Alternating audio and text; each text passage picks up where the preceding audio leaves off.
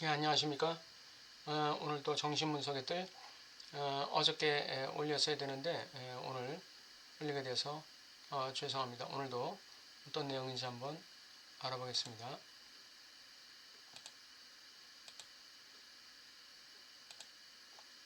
예, 욕망과 벽, 법 그리고 향유의 명령. 하나님은 나에게 향유하라고 명령하십니다. 지난주에 성경 전도서에서 향유하라는 명령이 나왔다고 얘기했죠. 이렇게 하나님은 전도서를 통해서 나에게 향유하라고 명령하십니다. 아리스토텔레스의 보편적 운동자 하나님, 주권적 선의 하나님, 플라톤의 망상적 개념의 신, 그리고 유대인의 하나님 사이에서 인간에게 말을 걸면서 향유하라고 명령을 내리는 하나님은 유대인의 하나님이다. 유대인의 하나님의 명령이야말로 모든 걸 완결짓는 명령이다. 향유에 대해서 즐거워하라, 기뻐하라.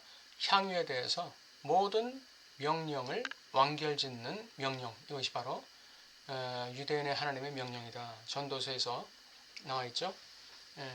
삶을 즐기라는 것입니다. 삶을 즐기라는 것은 놀고 먹고 살라는 게 아니죠. 그 고통 속에서도 즐거워하라. 환난 속에서도 즐거워하라. 순경 속에서도 즐거워하고 역경 속에서도 즐거워하라. 왜냐하면 유대인들은 하나님의 백성이다 이거죠. 명령에 따라 향유하라는 이 지점에 불안의 근원지가 있습니다. 향유하고 싶은데 향유할 수 없는 상황이죠. 향유했으면 좋겠는데 공포가 너무 심하다든지 걱정거리가 너무 많다든지 스트레스를 너무 많이 받는다든지 그렇게 되면 이 향유하라는 명령을 지킬 수가 없는 것이죠. 향유하라는 명령을 지켜야 되는데 지킬 수 없는 이것이 바로 힐프로스카이트입니다. 나를 도울 힘이 없는 거예요. 이때 불안이 근원적으로 유발되는 것이죠. 향유하라는 명령에 대해 우리는 단지 나는 듣는다로 응답할 수밖에 없습니다. 향유하라는 명령, 저는 지금 그 명령을 듣고 있습니다. 근데 도저히 향유할 수가 없습니다 이거죠. 그러나 나는 불안 때문에 마음껏 향유하지 못합니다. 이것이 하나님이 우리에게 말씀하시는 현존의 질서 속에서 하나님이 활성화되는 방식입니다. 내가 즐거워해야 되는데 나의 불안 때문에 마음껏 즐거워하지 못해요. 이 상황 때문에 우리는 하나님께 나아갈 수밖에 없는 것이죠. 신에게 나아갈 수밖에 없는 거예요. 기도할 수밖에 없는 것이죠. 회개하고 기도할 수밖에 없는 거예요. 만약에 우리의 상황이 향유할 수 있는 상황이다. 그러면 우리가 하나님의 현존의 질서 속에 하나님의 활성화되는 이런 경험을 할 수 있을까요?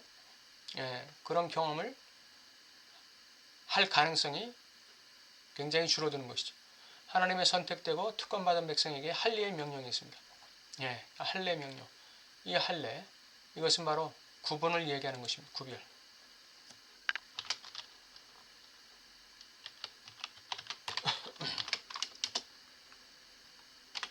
구별. 할례는 바로 구별입니다. 너희는 세상에 속한 백성이 아니다 이거죠. 우리에게 향유하라고 명령하십니다. 하나님은 요청을 분명히 하고 대상을 분리시킵니다. 굉장히 중요한 얘기죠. 향유하라는 요청을 분명히 하고 또 할례를 행하라는 요청을 분명히 하고 그 대상을 분리시킨다는 건 뭐죠? 세상의 대상.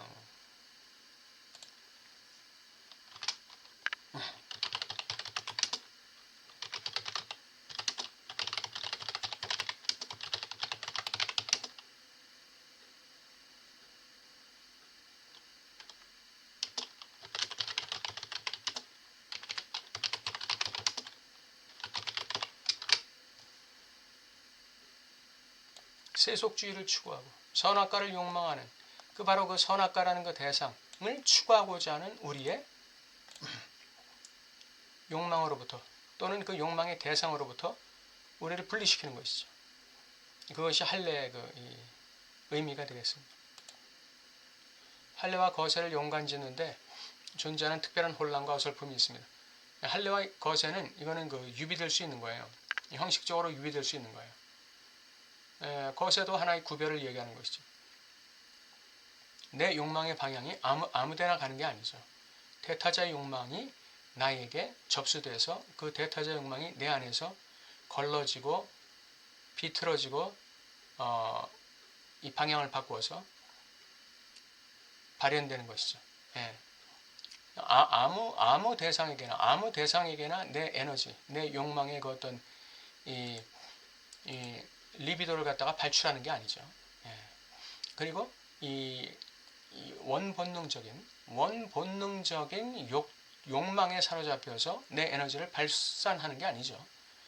예, 그걸 통제하면서 구별해서 에너지를 발산하는 것이죠. 구별해서 리비도를 발출하는 것이죠. 그게 거세예요.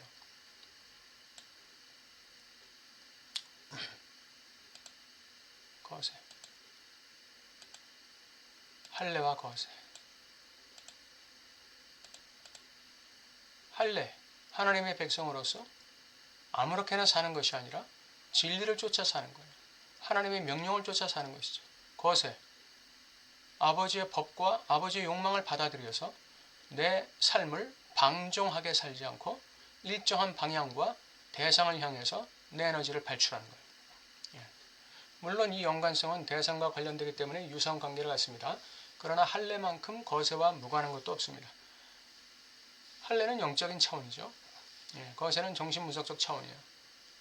할례는 미학적 관점에서 일종의 건강한 효과가 있고 할례의 의례적 실천은 역할 분담과 관련하여 명백히 일종의 건전한 분배를 생성할 수 있습니다. 할례의 원뜻이 있고요. 그리고 할례가 갖는 어떤 이 사이드 이펙트, 어떤 부수적인 효과가 있는데 이 건강의 효과라는 거, 이 미학적 관점에서의 건강의 효과라는 거, 이거는 부수적 효과예요. 또 의례적 실천은 역할 분담과 관련하여 명백히 일종의 건전한 분배를 생성할 수 있다. 구약 시대 당시에 하나님께 예배드리고 제사 드릴 수 있는 사람들은 할례를 받은 사람이죠. 할례를 받지 않고 하나님의 제사에 참석할 수가 없었어요. 그러니까 이 의례적 실천 그리고 같은 할례 받은 사람 중에서도 역할이 분담이겠죠. 제사장 직분과 비제사장 직분, 이 역할 분담이 있었어요. 그래서 건전한 분배를 생성할 수 있다. 일종의 건전한 분배를 생성할 수 있다. 이게 일종의 할례가 갖는 그런 의미가 되겠죠. 그러나 가장 중요한 것은 아까도 말씀드렸다시피 구별입니다. 구별. 하나님의 백성으로서의 구별이에요.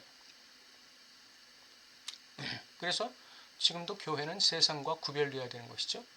세상이 따라가는 방향으로 교회도 따라가고 세상이 가치 있게 여기는 것을 교회도 가치 있게 여긴다? 그럼 그건 교회가 아닌 것이죠.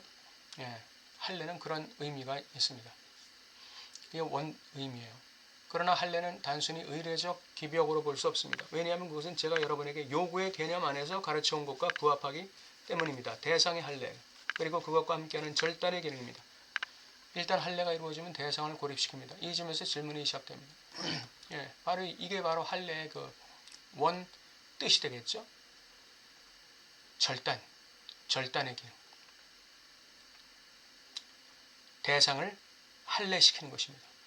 여기서 말하는 대상은 하나님과 하나님의 법이 제시하는 것 밖에 있는 어떤 대상이에요. 하나님이 하지 말라고 하는 어떤 것, 그게 대상이에요. 그걸 잘라버려야 한다 이 말이죠. 할례가 이루어지면 대상을 고립시킵니다. 그게 그 말이에요. 할례가 대상을 잘라버리면 대상이 고립돼 버리죠. 여기서 질문이 시작됩니다. 왜 여기서 질문이 시작될까요? 아까 이 문장이 나왔었죠.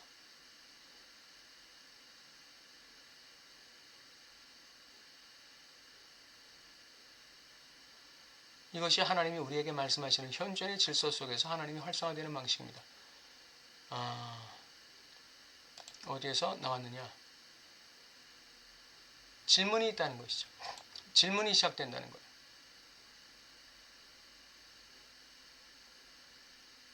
향유하라는 명령을 하셨는데 우리의 불안 때문에 향유하지 못해요.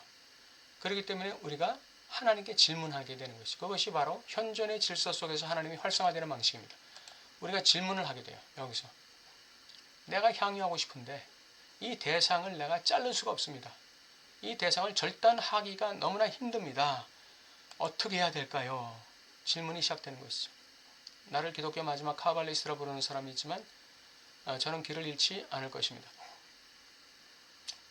뭐 카발리스트라는 게 이제 그 유대의 신비주의 같은 그런 것이죠. 나는 그런 거 아니다 이거죠.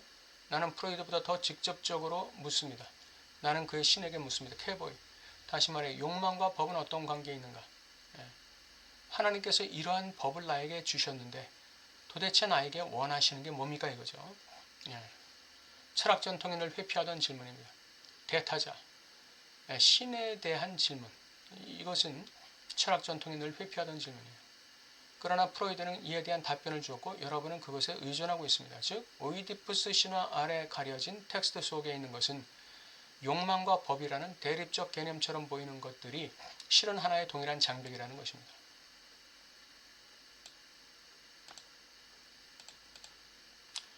욕망의 이면이 법이고 법의 이면이 욕망이에요. 저 선악과 먹지 마 라는 것은 법이죠. 그 선악과 먹지 말라는 그 법 이면은 뭔가요? 너는 나의 명령과 규례를 쫓아서 살면 돼. 그러면 너는 마음껏 향유할 수 있어. 이게 내가 너한테 바라는 거야. 라는 창조주의 욕망이 있는 것이죠. 법은 항상 그 이면에 대타자의 욕망이 있는 것, 상징계의 욕망이 있는 것이죠. 이 장벽은 사물에 대한 우리의 접근을 가로막습니다. 벽, 사물에 대한 이 장벽, 이 법이라는 이 장벽, 이것이 사물에 대한 우리의 접근을 가로막습니다. 이게 선악과에 대한 접근을 차단시키는 거예요. 이 선악과라는 건 뭡니까? 선악과라는 건 내가 하나님 되고자 하는 것이죠. 내가 하나님 되고자 하는 욕망, 이게 선악과의 욕망이에요. 선악과에 대한 욕망, 한마디로 말하면 인간인 내가 창조주와 맞먹겠다 이거죠. 창조주가 명령하는 법 같은 거, 율례, 말씀 같은 거 그런 거 필요 없다 이거죠. 내가 알아서 내가 살겠다 이거죠. 원하든 아니든 나는 욕망하면서 법의 길을 따라갑니다. 그래서 프로이드는 법의 기원을 아버지의 파악할 수 없는 욕망으로 소급시킵니다. 락강이 하는 얘기가 뭡니까? 주체의 욕망은 누구의 욕망이다? 대타자의 욕망이다. 그러나 기실 그의 발견이 당신을 이끄는 방향, 그리고 전체 분석적 탐구가 이끄는 방향은 이 유혹 너머에 있는 진실을 놓치지 않게 하는 것입니다. 법은 왜 존재합니까?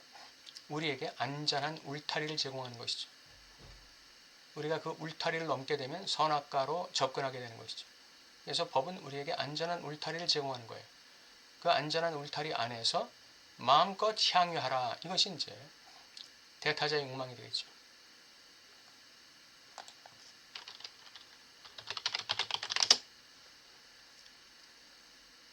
진정한 의미의 죽음 충동, 아태를 넘는 실제계로의 지향. 이건 조금 한 걸음 더 나아간 얘기인데 뭡니까? 우리가 법 안에서 욕망하지만 그 법이 단순한 선악과에 대한 법만 있는 것이 아니라 더 큰 법도 있다는 거예요. 사랑의 법, 또 희생의 법, 이런 그 법이 있다는 것이죠. 이것이 바로 아태를 넘는 실제계로의 지향이 되겠죠. 법에는 그런 두 종류가 있어요. 선악과에 가지마, 접근하지마, 이 법이 있고, 너희는 나의 모든 명령 중에서 최고의 명령인 사랑을 지향하는 삶을 살아. 그것이 또 하나의 법이죠. 최고의 법이죠. 그거는 우리의 죽음 충동을 요구하는 것입니다. 아태의 경계를 넘는, 내가 욕망하는 한 나는 내가 무엇을 욕망하는지 전혀 알지 못합니다. 그리고 때때로 어떤 대상이 다른 대상들 사이에서 불쑥 나타나는데 나는 그것이 왜 거기에 있는지 정말 모릅니다. 내가 욕망하는 것인지 내가 뭘 욕망하는지 모르기 때문에 내가 욕망하는 게 마치 당연한 건 줄 알고 내가 욕망하는 게 그 실체가 뭔지를 모르기 때문에 우리는 대타자의 욕망을 참조해야 합니다.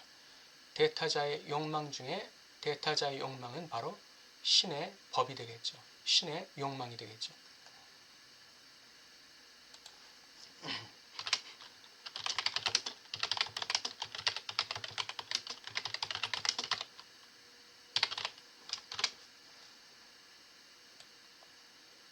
내가 욕망하는데 내가 뭘 욕망하는지도 몰라요. 내가 뭘 욕망하는지도 몰라요. 그리고 열심히 욕망하는 거예요. 이게 선악관지 뭔지 전혀 모르고 그냥 욕망하는 거예요. 그렇기 때문에 우리는 신의 욕망을 참조해야 합니다.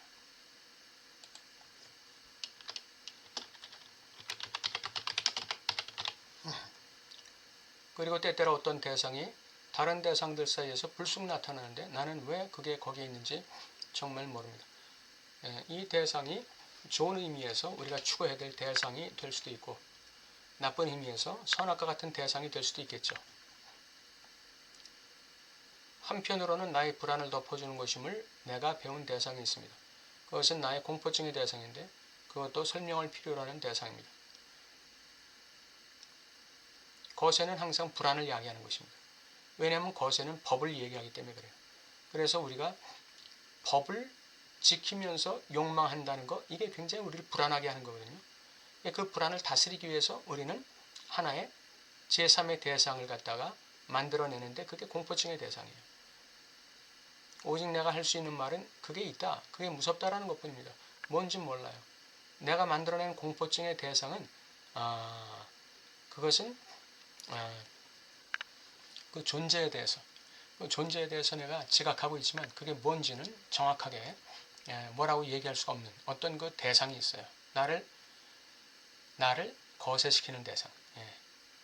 인간은 자기를 거세시키는 대상을 가지고 있어야 됩니다. 만약에 인간에게 자기를 거세시키는 어떤 그 이 공포증의 대상, 꼬마 한 수로 말한다면 뭡니까? 꼬마 한 수로 말한다면 그게 말이었나요? 그리고 늑대 인간으로 말한다면 늑대가 되겠죠. 공포증의 대상이 있어야 그래야 우리는 그나마 거세 불안을 커버할 수 있고 거세를 받아들일 수 있게 되는 것이죠. 내가 왜 그것을 욕망할 수밖에 없는지 전혀 설명할 수 없는 대상이 있습니다. 내가 왜 그것을 욕망할 수밖에 없는지, 내가 왜 나를 거세시키는, 내가 왜 나를 거세시키는 어떤 대상을 내가 욕망할 수밖에 없는지, 설명할 수 없는 대상, 불안의 원천으로서의 대상이 나에게 있다는 거예요. 나에게 불안의 원천이 없다면 내가 굳이 공포증의 대상을 만들 이유가 없겠죠.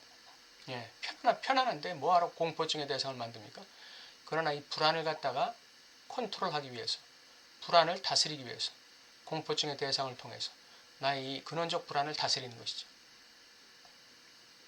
신의 불안을 자아내는 명령 외에도 더 들을 것이 있습니다. 소위 다이아나의 사냥이 있습니다. 그것이 프로이드식 탐구의 길이라고 저는 말했습니다. 다가올 시간에 저는 여러분에게 늑대를 죽이는 약속을 잡아두고 있습니다.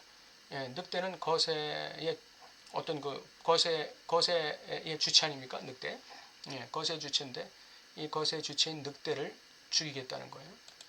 이게 거세를 갖다가 받아들이지 않겠다는 얘기일까요? 그 부분에 대해서 다음 시간에 한번 살펴보도록 하겠습니다. 감사합니다.